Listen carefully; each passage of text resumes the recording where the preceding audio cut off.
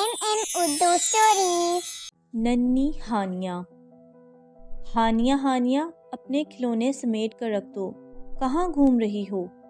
हानिया, ये क्या किया, सारा पानी गिरा दिया। हानिया, अब ये क्या किया, सालन में हाथ क्यों डाला? हानिया, तुम तो सो रही थी, बाहर कब गईं? हानिया, अब अगर मोबाइल को हाथ लगाया तो मैं नाराज़ हो जाऊंगी। हानिया हानिया और बस हानिया। पूरे घर में नाजिया अपनी 3 साला प्यारी सी बेटी की शरारतें और इसकी फैलाई चीज़ों को समेटती रहती। हानिया बहुत ही प्यारी और अच्छी बच्ची थी, मगर शरारतें बहुत करती थी। नाजिया दिन भर इसका ख्याल रखती, इसके पीछे पीछे रहती कि कहीं कोई नुकसान ना पहुंचा ले खुद को। अभी नाजिया घर की सफाई करके चाय का कप हाथ में लिए बैठी थी कि सहन में कुछ गिरने की आवाज़ आई। नाजिया दौड़ कर सहन में गई। हानिया मैडम ने वाइपर उठाया हुआ था और साथ ही बाल्टी से पानी निकाल निकाल कर सहन में फैला रही थी। नाजिया ने झट से हानिया को गोद में उठा लिया और प्यार से कहा, दादी अम्मा, मैंने सफाई कर ली है, अब आप किस खुशी में बारिश कर रही हैं? ऐसे ही एक दिन नाजिया मटर पुलाव दस्तरखान पर रख कर सलाद और रायता लेने बावर्ची खाने तक गई थी। वापस आकर देखा तो हानिया मैडम ने पुलाव में गिलास भर कर पानी डाला हुआ था, जैसे खिचड़ी बनाई हो। नाजिया ने गहरी सांस ली और गुस्सा हजम कर गई। एक दिन तो हद ही हो गई। हानिया मैडम ने बाथरूम में खुद को बंद कर लिया। कुछ देर तक तो ठीक रहा, मगर जब माँ की याद आई तो हानिया ने रोना शुरू कर दिया।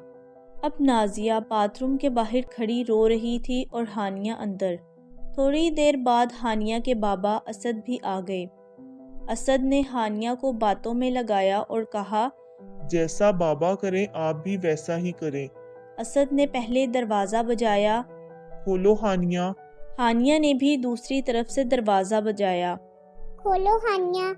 असद खुश हो गया, काम बन गया। इसने फिर कहा, मैं कुंडी खोलता हूँ। हानिया ने भी यही अल्फाज दोहराए। असद ने कुंडी को आगे पीछे किया और कहा, मैंने कुंडी खोल दी।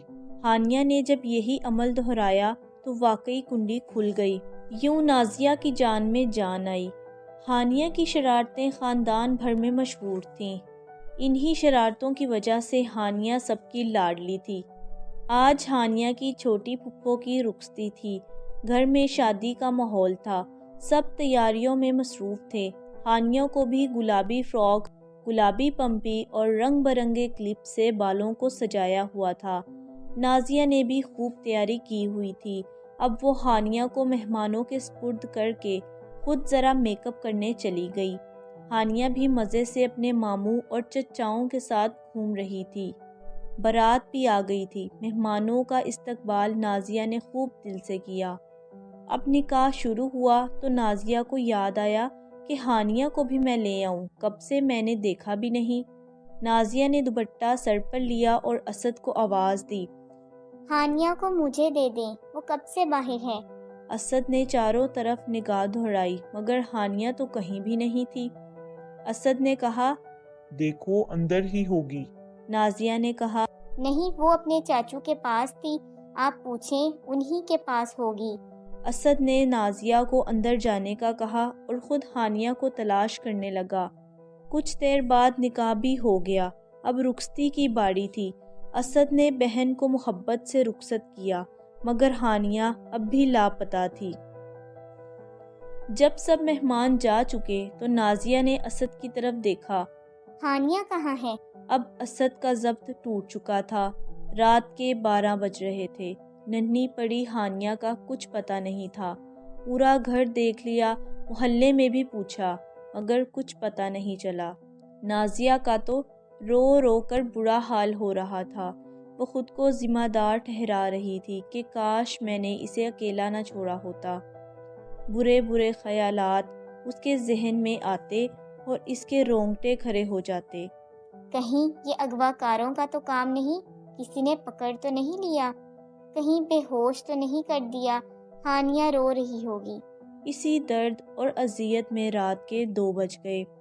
اسد نے بائک کی چابی اٹھائی اور کہا، میں تھانے جا رہا ہوں FIR کروانے۔ بس اب چاروں طرف اندھیرا چھا رہا تھا۔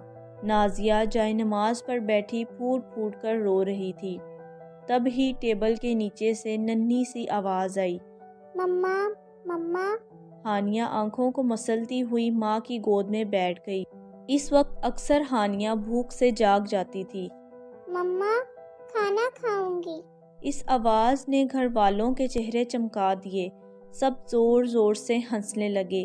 اسد نے ہانیہ کو گود میں اٹھا لیا۔ میڈم، آپ کی آج کی شرارت نے تو ہماری جان ہی نکال دی۔